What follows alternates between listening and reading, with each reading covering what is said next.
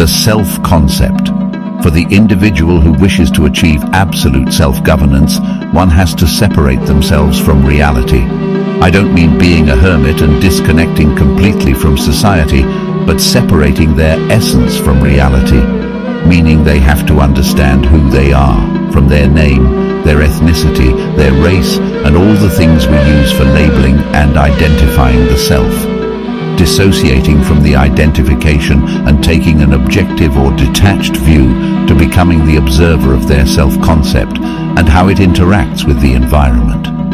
Figuratively, your self-concept acts as an avatar, an amalgamation of beliefs, ideas, and modes of expressions that originates from your consciousness.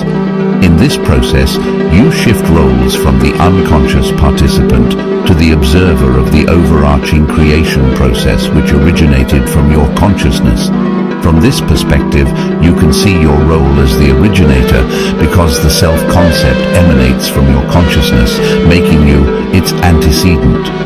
It is quite important to understand that our reality is the effect of our created self-concept. The whole idea is to observe the interaction of the previously unconscious self-concept within an environment. You do so primarily by being aware of your feelings and desires. Desire is the primary root for the instantiation of our consciousness.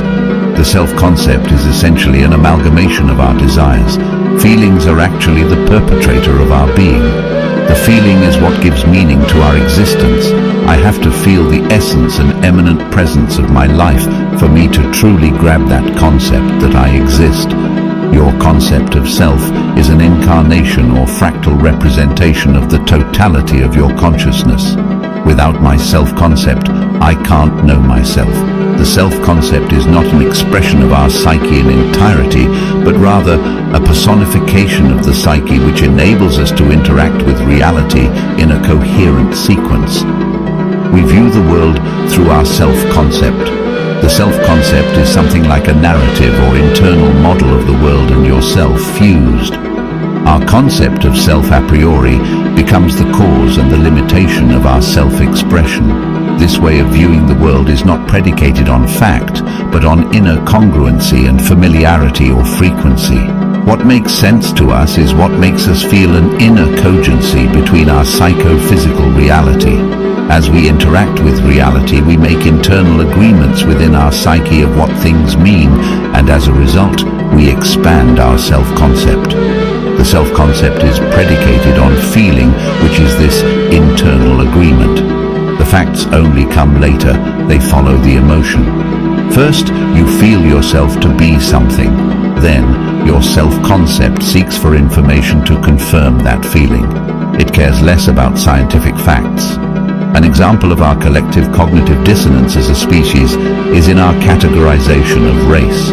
We use words like white, black, brown, and yellow to describe the skin color of individuals from different ethnic backgrounds. However, when we compare these color labels with the real colors, they look nothing alike.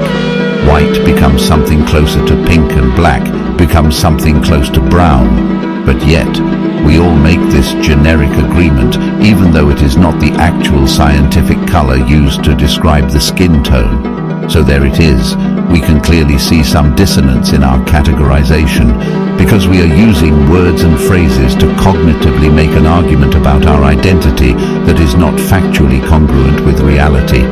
But still, it does make sense within the framework of ethnicity and racial diversity. So it's quite important to question what is true and what is false when it comes to the intersubjective agreement and the objective facts. Entertaining or entering into a new self-concept is a very painful and delirious process, as you will often be in disagreement with yourself, which is the changing concept. It takes not being in agreement with your beliefs and still acting.